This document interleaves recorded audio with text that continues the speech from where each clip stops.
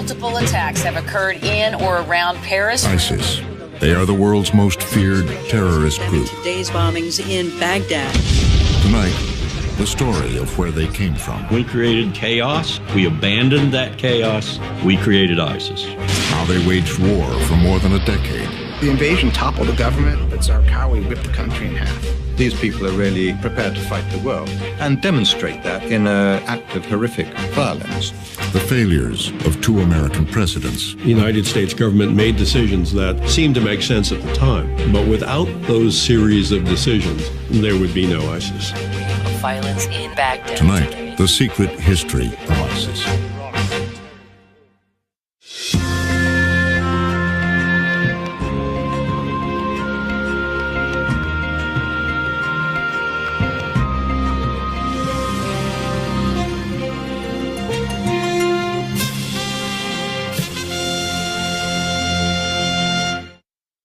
Tonight's program contains graphic imagery of war. Viewer discretion is advised.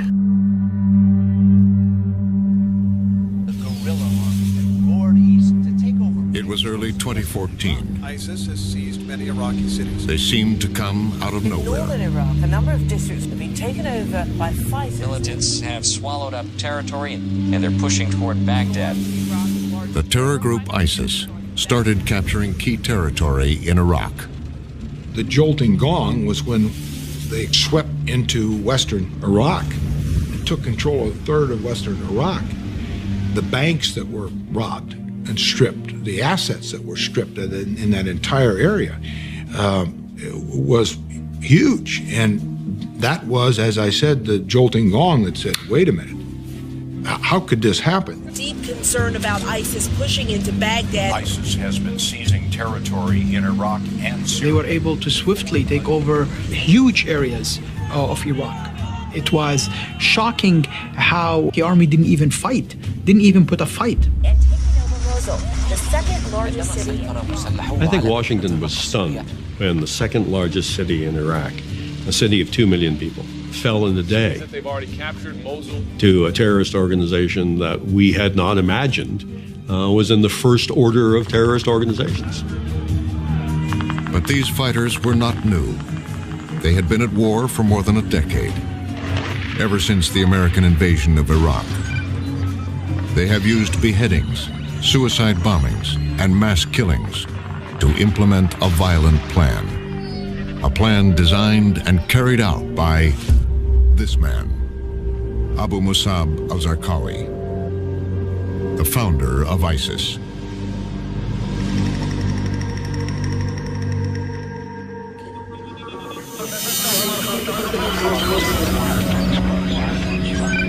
The secret history of ISIS began at the CIA in the aftermath of 9/11. There was an urgent question about Abu Musab al-Zarqawi. I was an analyst working on the team that was charged with evaluating whether or not Al-Qaeda and Iraq had conspired together to conduct 9/11 attacks. At the agency's counterterrorism center, analyst Neda Bakos was tasked with learning everything she could about Zarqawi. On the team, as an analyst, the big question was whether or not Zarqawi was part of Al-Qaeda at the time. Bakos began by piecing together Zarqawi's life. Zarqawi grew up in Zarqa, Jordan, which was also near a Palestinian refugee camp. He was a tough kid in a tough neighborhood. Poor and angry, it didn't take long for Zarqawi to get into trouble. He was a thug. He was in and out of prison. He was a petty criminal. It was rumored that he had worked as a pimp. He was into drugs. He was into tattoos. His friends in Zarqa used to call him the Green Man because of all the tattoos that he had on his body. Behind bars, Zarqawi would undergo a transformation. In this prison, Al Jafar prison, they allowed him to share cell block with other radical fighters or people who wanted to launch jihad. In prison, he really came into his own because he managed to dominate the other prisoners. He managed to establish himself as a leader. He took his religion more and more seriously. Zarqawi at the time was the muscle of the movement in jail, and he roughed a lot of people up during his time in jail. As the Green Man became more religious, he knew his tattoos would be viewed as sinful. A razor blade was smuggled into the prison. It was brutal. He had them actually, the skin taken off. It's like he's shedding his old life, and this tattoo was a reminder of who he was, and he had to get rid of that to almost purify himself. After 5 years, Zarqawi was released. Zarqawi became a leader among the jihadists in prison and came out of prison in Jordan. A jihadist firebrand had reimagined himself as a mujahid or holy warrior dedicated to the establishment of the Islamic Empire. In his quest to become a holy warrior, Zarqawi left Jordan. The CIA tracked him to Kandahar, Afghanistan. Zarqawi hoped to meet Osama bin Laden. When he does go to Kandahar to try to meet with bin Laden, he's rejected. At this point, Zarqawi is so low on the totem pole as to something that was just beneath him. Neither Osama bin Laden nor his deputy, Ayman al-Zawahiri, were terribly impressed with him. He seemed and acted like a thug. He was not very sophisticated. In fact, they considered him a rather poor recruit to al-Qaeda. Zarqawi would leave Kandahar determined to continue jihad and to prove bin Laden wrong. In 2002, he saw his chance. As President Bush signaled Saddam Hussein had to go, Zarqawi moved to a terrorist camp in northern Iraq. It set off alarm bells at the CIA. CIA operations officer Sam Faddis, who ran a kill-capture team, was assigned the case. Headquarters is extremely interested. I mean, the number one time-sensitive priority as of June 2002, when I left headquarters, was go collect on this Islamic extremist enclave along the Iran-Iraq border. It didn't take long for Faddis to find Zarqawi and learn what was going on in the camp. We literally had guys that were working for us that were inside the camp. They're working on chemical and biological weapons. They were doing a lot of work with cyanide-based things. At CIA headquarters, it was a threat they could not ignore if American troops were to invade Iraq.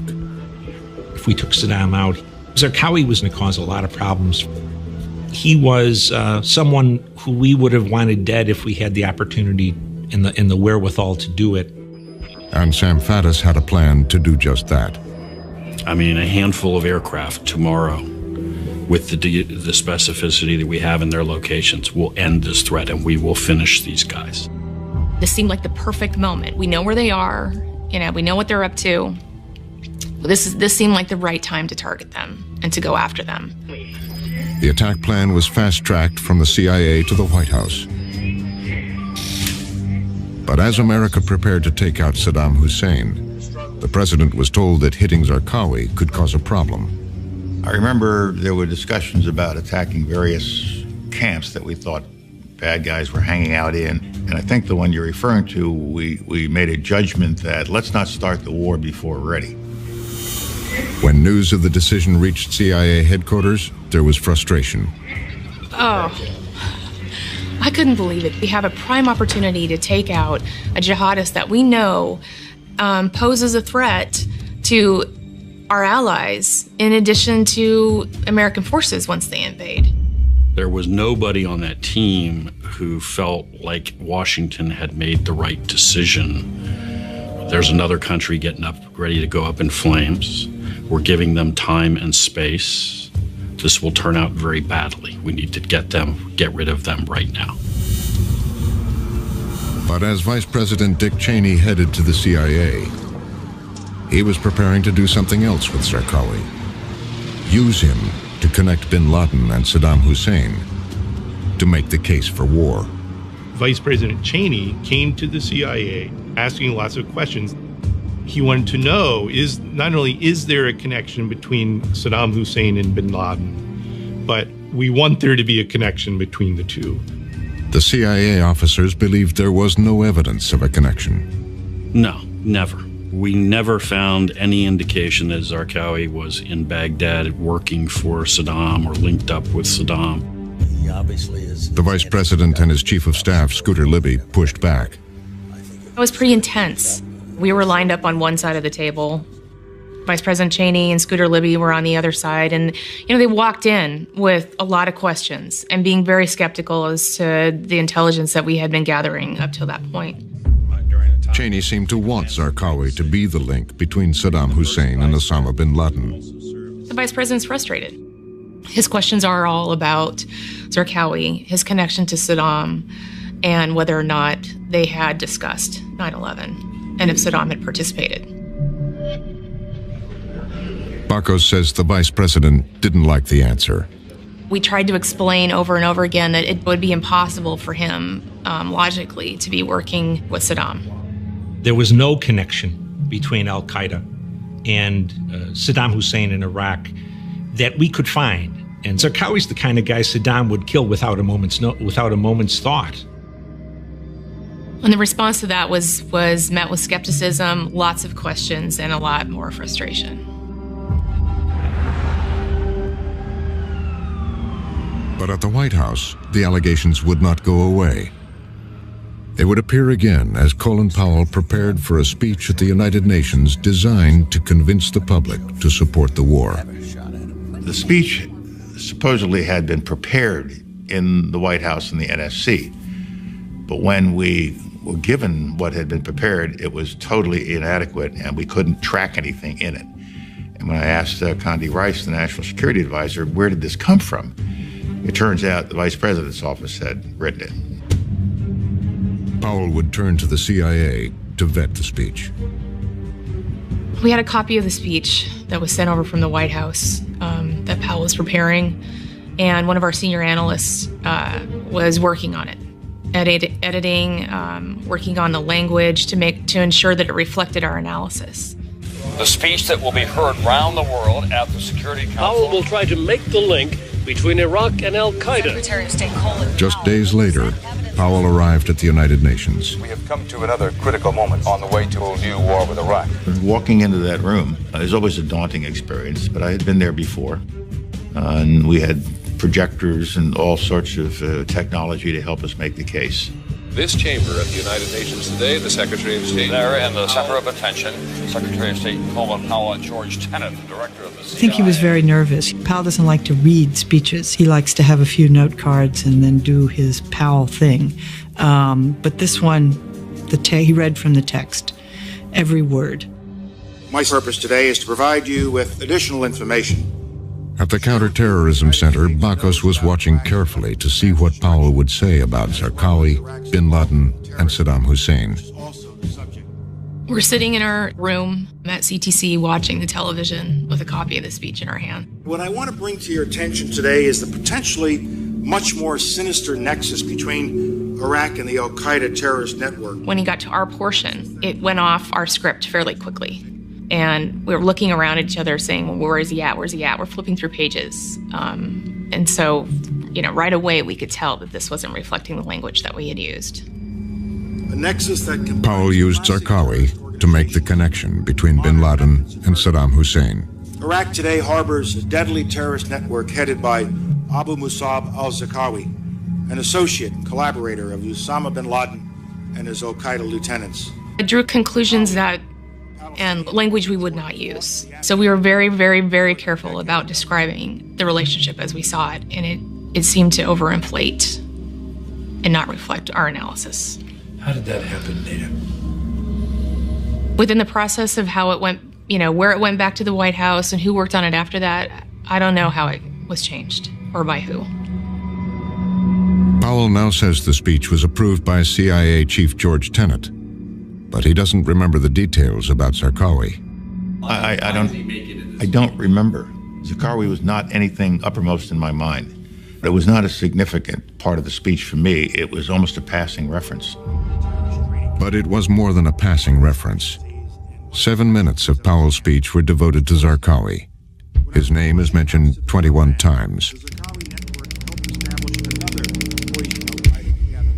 Powell transformed Abu Musab al-Zarqawi in the eyes of the world.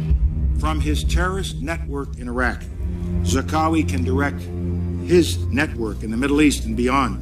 I can't even imagine what that did for Zarqawi's ego. To be, here he is, his name is spoken at the UN. Now he's showing bin Laden and al-Qaeda who he really is, right? He's become this iconic person without ever really doing anything. In the days that followed the speech, Zarqawi disappeared.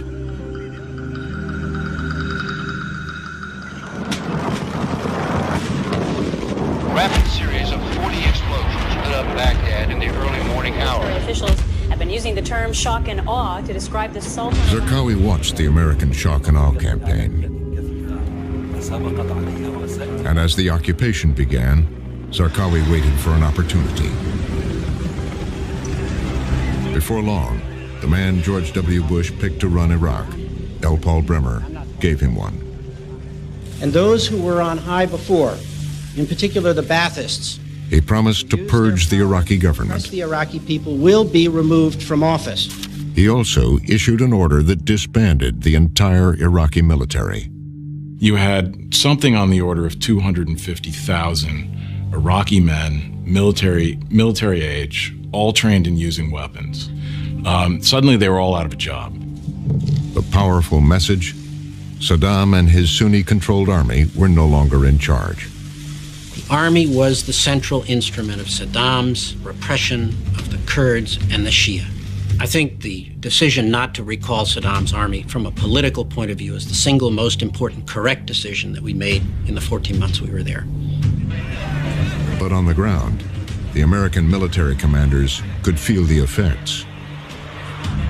The effect, frankly, was devastating. I think that's where the seeds of what became the Sunni insurgency were largely planted.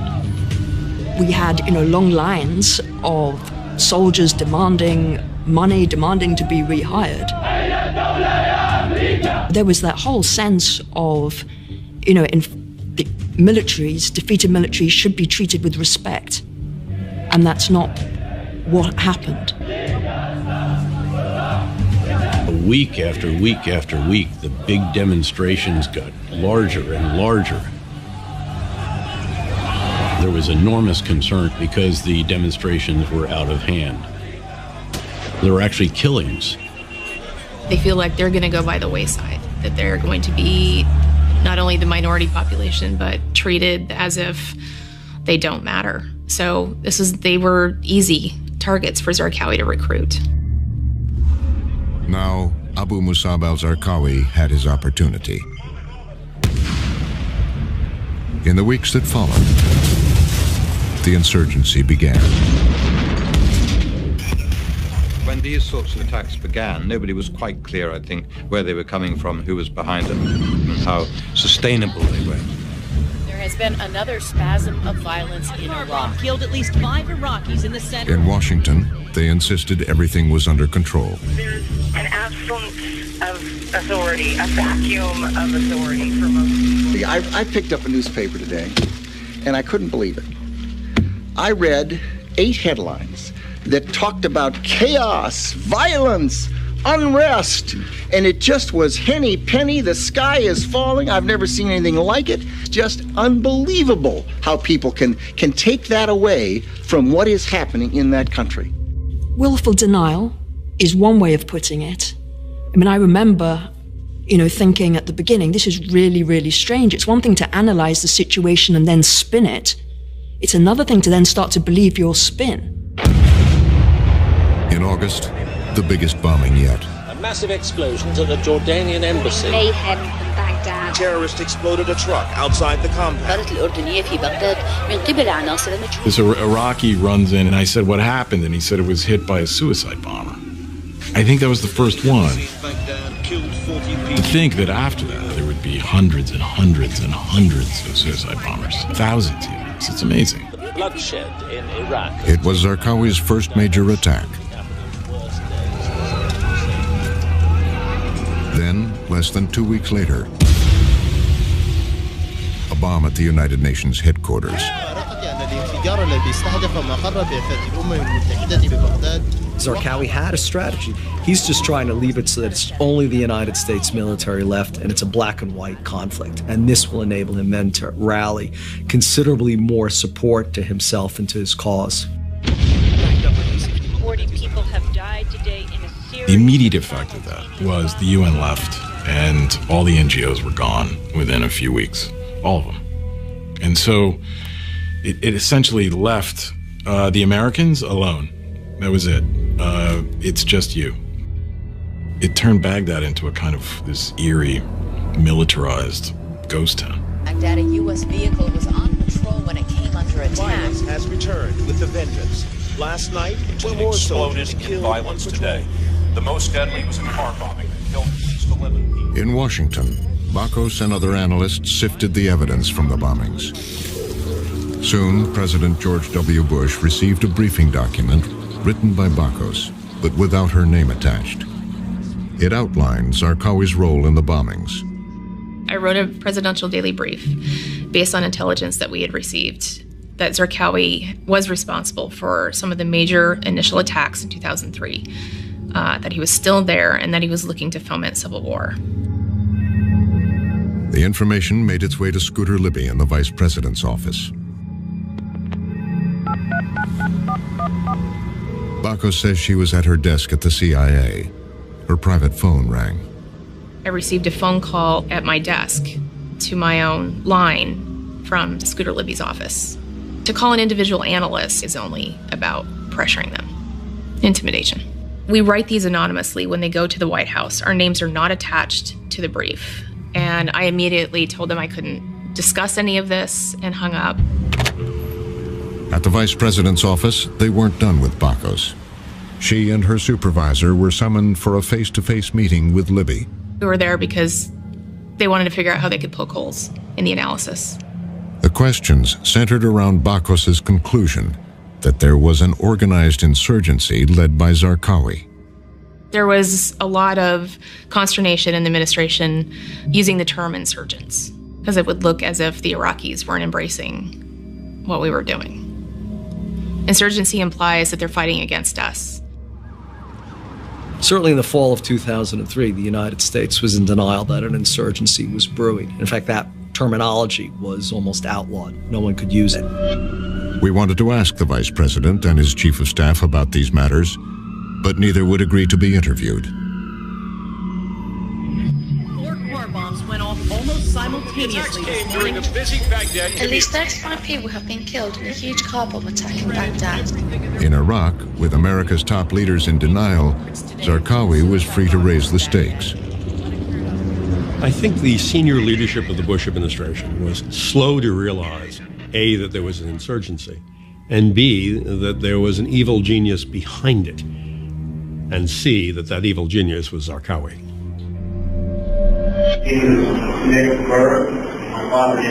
Zarqawi would now send a message to the American people.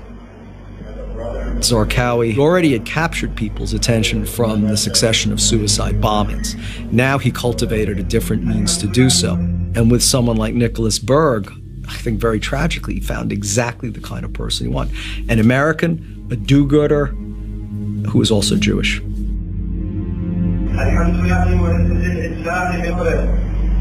That's Zarqawi in the middle. If you watch it really closely, it's a Zarqawi show. He's standing there, he's reading in his guttural voice, he's reading this document.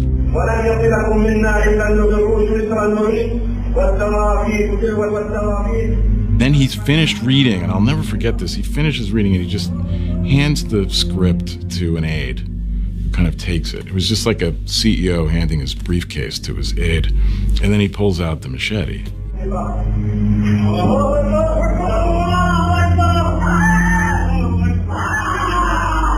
It's the only beheading video I've ever watched, the first and last, because it was so horrifying. You can hear all the noises of the poor man's death, and Zarqawi standing over the mutilated body delivering his message to the world. The fact that Zarqawi was killing people personally made him far more appealing to the 20-something Sunni in Saudi Arabia or Iraq or even in Europe the foreign fighter, the kind of guy that you want to go join if you're one of those young, disaffected Sunnis. Finally, Zarqawi had the full attention of the Bush administration. The American government placed a $25 million bounty on Zarqawi. But it basically puts the same price on his head that Osama bin Laden has on his. And it basically elevates him now to enemy number one for the United States. Bin Laden had once rejected Zarqawi. Now he couldn't ignore him. It's shortly after that that the relationship changes. Zarqawi is the new startup, and bin Laden wants to invest. He wants Zarqawi to use the al-Qaeda brand. So since al-Qaeda hadn't done anything since 9/11, this was a perfect opportunity for bin Laden to get back in the game. For Zarqawi, it was the seal of approval. And in a letter to bin Laden obtained by American intelligence, he outlined what he planned to do next. As the decisive moment approaches, we feel that our body has begun to spread into the security vacuum. What Zarqawi says in the letter is, we have one choice, and that is to start a sectarian war. And basically to set all of Iraq on fire, and to draw in the whole world. If we succeed in dragging them into the arena of sectarian war, it will become possible to awaken the inattentive Sunnis. We're going to foment a civil war, and this will cause the Shia to overreact. They are going to go after the minority Sunni population, and then the Sunnis are going to have to turn to us, the jihadists, to defend them. Now Zarqawi acted.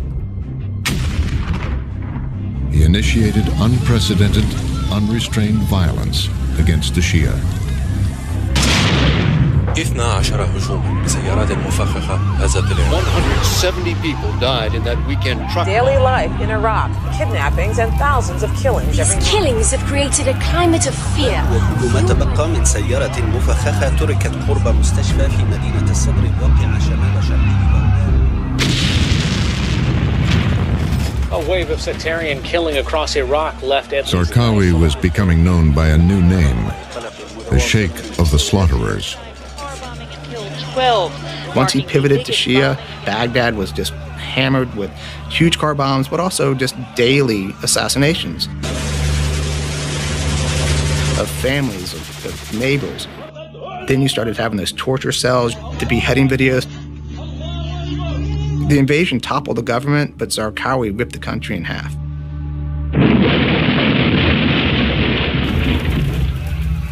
God, the horrible, horrible years in Iraq, when there were, hundreds and hundreds of car bombs and suicide bombings.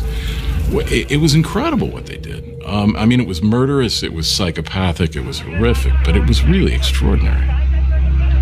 For Osama bin Laden, the violence against fellow Muslims was too much. Bin Laden's top deputy, Ayman al-Zawahiri, dispatched this letter to Zarqawi. Many of your Muslim admirers are wondering about your attacks on the Shia. The sharpness of this questioning increases when the attacks are on one of their mosques. So the response from al-Qaeda was, stop doing what you're doing. Killing Shia and other Muslims aren't going to achieve the objective that we need. This isn't the path that we want you to take, and we're telling you to stop. My opinion is that this matter won't be acceptable to the Muslim populace, however much you have tried to explain it, and the aversion to this will continue. 170 people died in that weekend truck bombing. But Zarqawi disagreed. His plan for a Sunni resurgence relied on brutal sectarian violence. Attacks are constant and often grisly. And he would respond to Zawahiri and bin Laden with one devastating attack. He blew up an important Shia shrine, the Golden Dome in Samarra. Samarra was the straw that broke the camel's back for the sectarian war. He just took down the biggest revered shrine in Iraq, and immediately, it was within 12 hours that everything in Iraq changed. It wasn't, it went from good to bad. It went from horrible to unbelievably horrible. It was all-out civil war.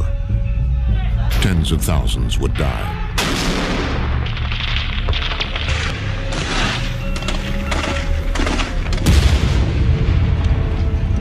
And that set off a cycle of violence between Sunni and Shia that al-Qaeda tried to fuel as much as they possibly could. Zarqawi directing it, of course, very capably.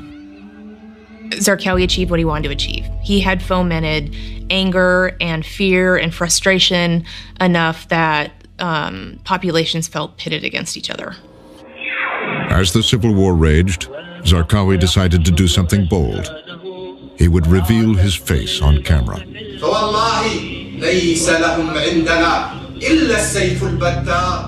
understood the power of the internet. It showed him using an American automatic weapon. Not necessarily using it correctly, but he did use it in a way that I think established his flair for publicity. It's propaganda. It's recruitment. It shows what their intention is. He's wanting other people to join him. He's building his army at this point. In the video, Zarqawi made a surprising proclamation. He would create an Islamic State, the first step toward a global caliphate. لقيام دولة إسلامية تكون فيها كلمة الله هي العليا فالحمد لله. He was never content just to be the thug from Zarqa. And he wasn't content just to be the guy who beheaded Nick Berg. He wanted to rule a caliphate. It was something bin Laden hadn't yet pushed for. Al-Qaeda saw that time as a long way off, and Zarqawi was very, very much more impatient. So this we can do now. For Zarqawi, the creation of the caliphate would be the fulfillment of a prophecy. That religious vision promises the return of God's kingdom on earth, the reestablishment of the early Islamic empire, the empowerment of Sunni Muslims around the world, that the reestablished caliphate will eventually take over the entire globe, and then the entire world will come crashing to an end. The lead aircraft is going to engage it here momentarily with a 500-pound bomb on the target. The next video the world would see of Zarqawi was very different.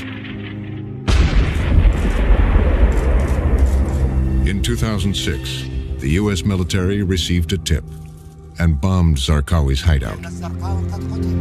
The terrorist whose forces set off so many of Zarqawi was dead, but his call for an Islamic State would live on. Al-Qaeda in Iraq is dead. Zarqawi's death is a severe blow to Al-Qaeda. It's a victory in the global war on terror. President Bush seized the initiative. He ordered a surge of American troops into Iraq to stop the bloodshed. Troops, both Iraqi and American, will try to slow down the killing amongst Sunni The surge begins, but the president stands increasingly alone. He is calling its Iraq. General David Petraeus was the commander.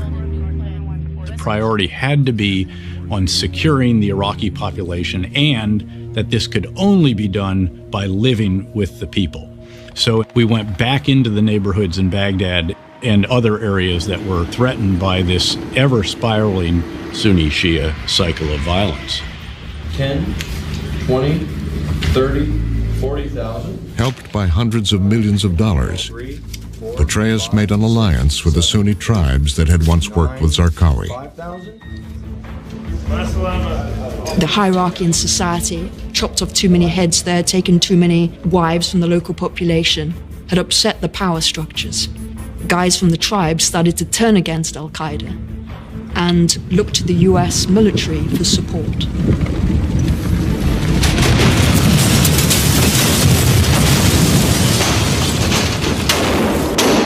One by one, American special forces and former Sunni militants killed Zarqawi's followers. Al-Qaeda in Iraq had been eviscerated. There are probably 37 individuals that survived that onslaught that we created in 07 and 08 that were really Al-Qaeda. The definition of destruction is that you are rendered incapable of performing your mission without reconstitution. So they're flat on their face and they're down, and we had our boot on their neck. What was left of Zarqawi's group would go underground for 3 years.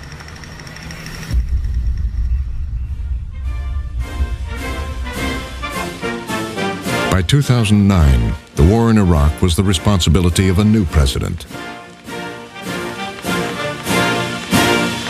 President Obama was elected on a promise to get the United States out of Iraq, and he was determined to do that. And early in his presidency, he announced his plan in front of thousands of Marines. I've come to speak to you about how the war in Iraq will end. The situation in Iraq has improved.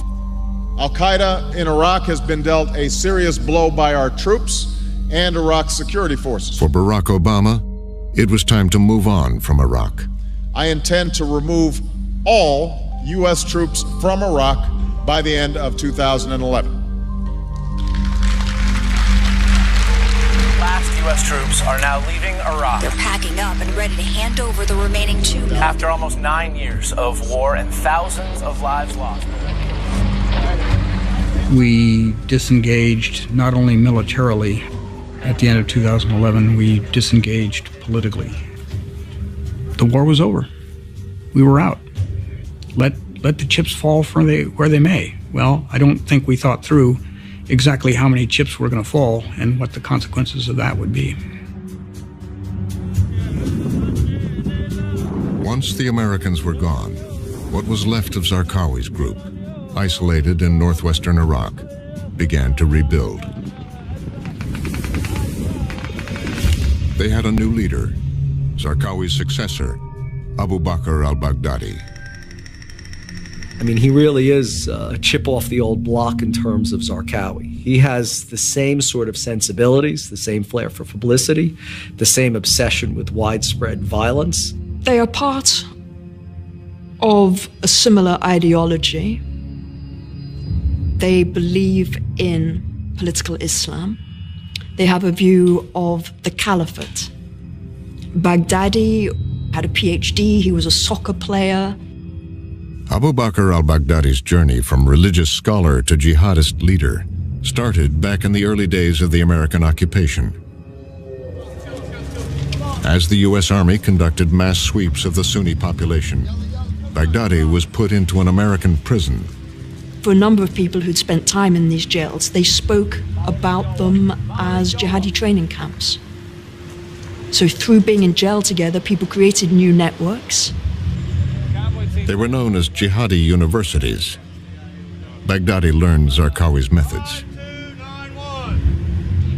He is able to network with other committed jihadists, capable jihadists that were attached to major organizations like Al-Qaeda in Iraq.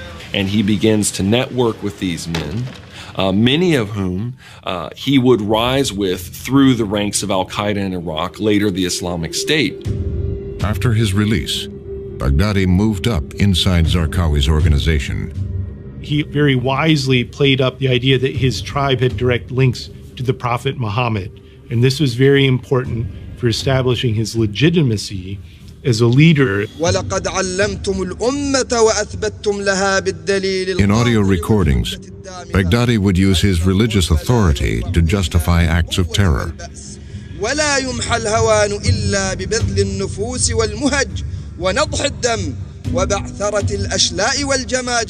And after Zarqawi's death, it was Baghdadi who eventually seized control. Abu Bakr al-Baghdadi was much more assertive and much cleverer and much more ruthless than anyone had thought, and so was able to eliminate rivals, was able to get success, and success, of course, is a great attractor of support.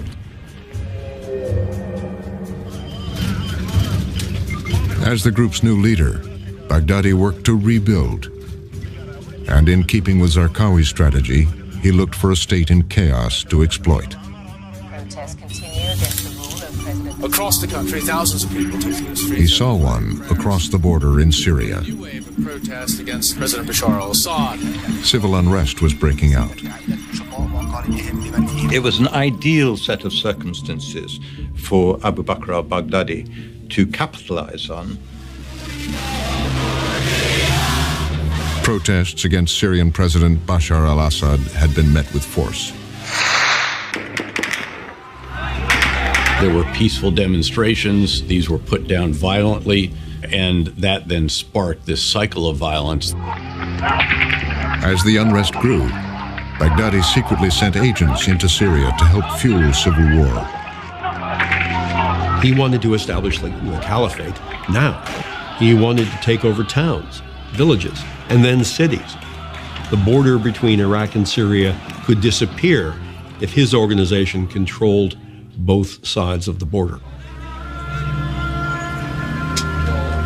In Damascus, Baghdadi's men used the bloody methods of Zarqawi's insurgency to announce their presence. I was sitting in my ambassador's residence in the upstairs den, reading when the 2 bombs went off. Immediately, from my time in Iraq, knew those are car bombs. That's not a normal sound here in Damascus. Ambassador Ford dispatched a reconnaissance team to the site. Got a sense of how big the holes were and what had happened. The way the car bombs were delivered, crashing through gates with a follow-on car, was exactly what we had seen the Al-Qaeda organization do in Iraq. And so it had the fingerprints of Al-Qaeda. The wave of car bombings that convulsed Damascus showed that tactics that had been successfully employed in Iraq had now been successfully exported to Syria. Zarqawi's organization had not only survived, it was growing and starting to capture territory. Back-to-back explosions hit the capital Damascus early on Friday. Gunfire. Authorities said at least 40 people were killed and more than 100... Back in Washington, at the State Department, Ambassador Ford was worried. He wanted to offer military aid to Syrian rebels who were seen as moderates. My team, working in our little offices and cubicles downstairs, began to think we would have to help those more moderate secular elements compete for recruits, otherwise they, over time, would be overwhelmed. But first, the White House would have to sign off. Ford had 3 important allies in the administration: CIA Director David Petraeus, Secretary of State Hillary Clinton, and Defense Secretary Leon Panetta. They made the case to the president. You did have people inside the administration who said, we need to get involved here. We need to help this opposition forces. We need to find those who represent values that we can live with and provide them arms and training. The only way we were going to get credibility with those that were fighting on the streets and dying was to be able to provide the weapons they needed in order to confront Assad. And that's why I supported Petraeus' recommendations and why we recommended that. Despite the recommendation of his senior advisors, the president was reluctant. For us to think that somehow there is some simple solution, I think is a mistake. That wasn't something President Obama wanted to do. He didn't think it would be effective. He didn't want to necessarily get involved in somebody else's civil war. He came to office not to get involved in the Middle East, but to get us out of the Middle East. Breaking news right now, a Syrian In Syria, the slaughter of the moderate rebels by the government forces of Assad continued. The deadliest days in the uprising in Syria. The barrel bombings. Neighborhood after neighborhood.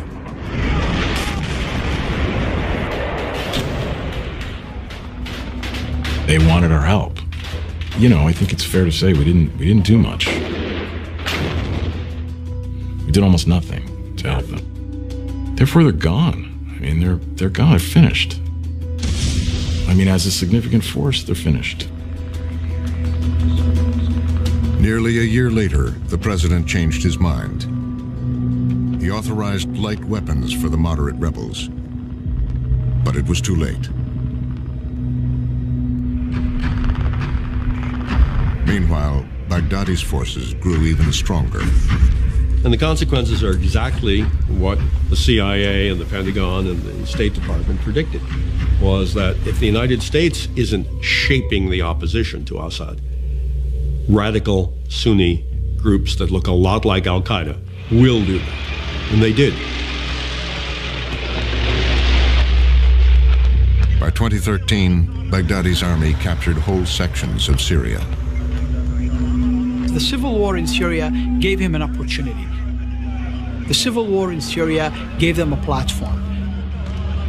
Now it's not few dozens hiding in the western desert.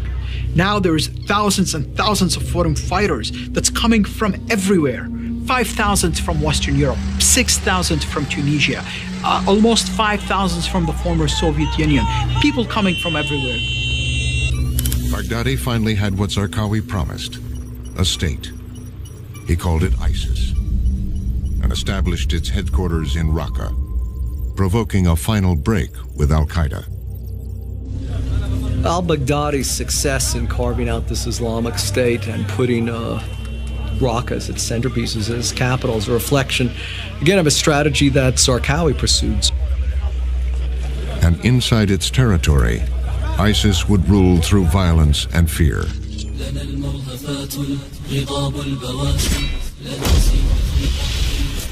We'll begin to slaughter your people on your streets.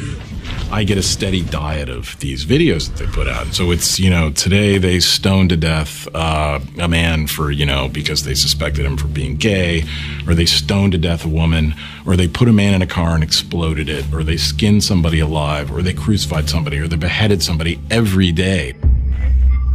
In Washington, they were struggling to find a successful strategy to deal with Syria. The new Secretary of Defense, Chuck Hagel, attended meeting after meeting, hoping one would emerge. In those meetings, there were too many people there. I'd go into these meetings and every chair was filled in the Situation Room. You have 30 people in there sometimes. What were they doing in there? And everybody had a chance to talk. We rarely got to a conclusion or a decision, and too many people talking. And I think that always leads to an ineffective process. The president himself resisted authorizing military intervention. The notion that the way to solve every one of these problems is to deploy our military. That hasn't been true in the past, and it won't be true now. The threat of ISIS seemed distant. President Obama doesn't see this emerging group as an existential threat. He doesn't even see it as equivalent to al-Qaeda in any real way. Don't inflate these guys into something that they're not. Don't make them 8-foot giants. We asked the White House for an interview. They declined.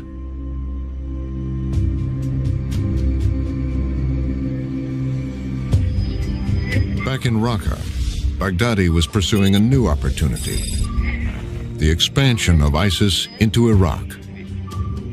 At this very time that al-Baghdadi is building his organization in Syria, the Baghdad government, the Shia government of al-Maliki, starts virtually assaulting the Sunni homeland.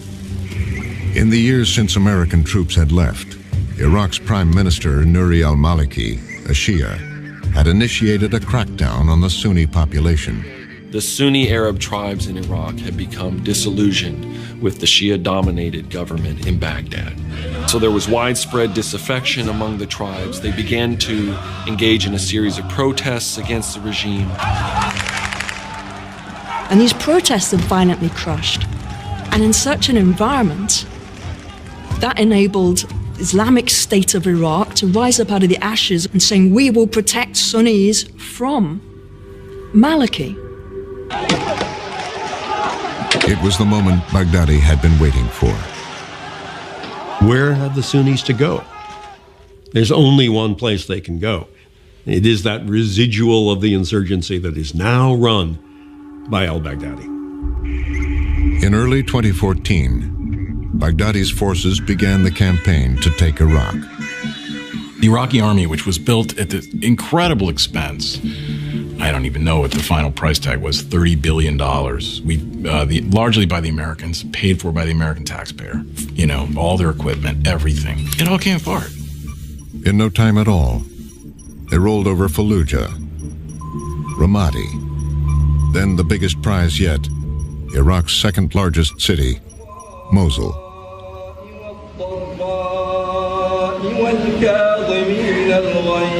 On July 4th, 2014, Abu Bakr al-Baghdadi ascended the steps of Mosul's Great Mosque. Assalamu alaikum wa rahmatullahi wa barakatuh. Baghdadi never shows his face, but the one occasion that he did was after the capture of Mosul. He wasn't somebody hiding in a cave, somebody who never saw or released secret videos from unknown locations. He was in a mosque, giving a speech and talking about the Islamic State. From the pulpit, Baghdadi finally fulfilled Zarqawi's dream. He made it official, declaring himself the Caliph, the ruler of the global caliphate. Baghdadi addresses the assembled audience and proclaims himself the Caliph and the ruler of Muslims worldwide. He proclaims the victory of Zarqawi's political project nearly a decade earlier. They now control a swath of territory containing some 5 million people. They have a war chest of some $2 billion.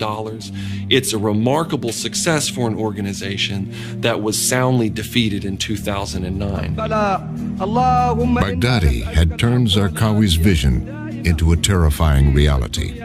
On the eve of 9/11, we have 400 pledged members, people who pledged allegiance to Osama bin Laden. But now, they have countries, they have armies, they have tanks, they have missiles, they have stuff that Osama bin Laden did not dream to have in his wildest dreams. The United States of America is meeting them with strength and resolve. I ordered our military to take targeted action against ISIL. In the nearly 2 years since Baghdadi's sermon, the Islamic State has come under assault from the Americans, the Iraqis, the Russians, the Iranians, and many others. They have lost territory, but ISIS has already gone global. Inside the Parliament building, Canada's capital is stunned. Copenhagen, Denmark, a city in terror. ISIS conducted or inspired Eastern Egypt tonight. more than 90 attacks around the world Multiple attacks have occurred in or around Paris. and have more than 40 affiliated terror groups in 16 countries. The attack left at least 14 people dead and 14. They have promised that the worst is yet to come. What investigators say was an ISIS suicide bomb attack in Turkey. Now, Belgian officials say 34 people were killed and 187 were wounded in 2 explosions. And after today's horror, the question is, how many more terrorists are ready to strike?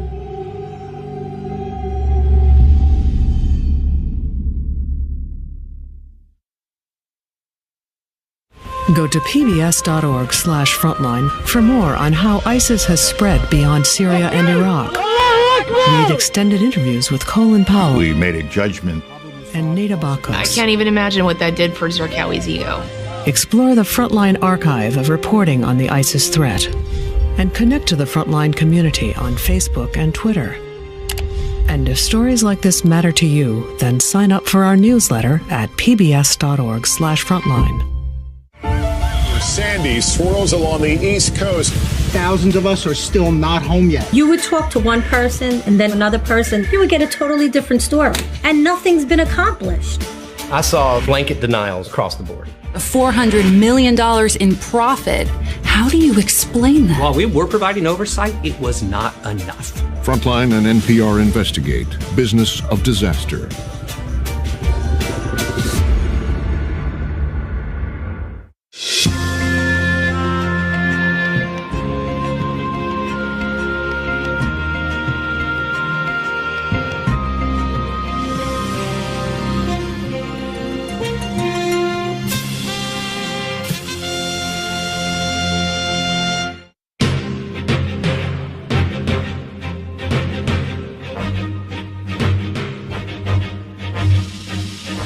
For more on this and other Frontline programs, visit our website at pbs.org/frontline.